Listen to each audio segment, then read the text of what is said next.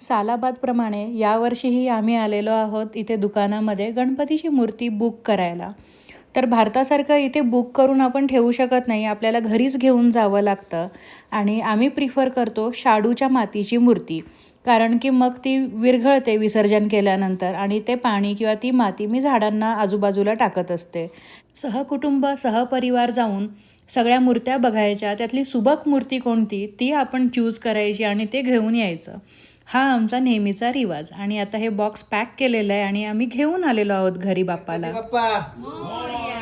मंगल मूर्ती चला अब चला मोरया रे बाप्पा, मोरया रे. गणपती बाप्पा. आता बाप्पा घरी आलेत म्हटल्यानंतर डेकोरेशन करायलाच हवंय आणि त्याचंच प्रिपरेशन सुरू आहे. यावर्षी पप्पा मदत करतायत, त्यामुळे तो जास्त आनंद आहे. आणि त्यांना करताना बघून इवासुद्धा कागद घेऊन तिथे काहीतरी ड्रॉ करून कटिंग करायला आम्हाला हेल्प करते आहे.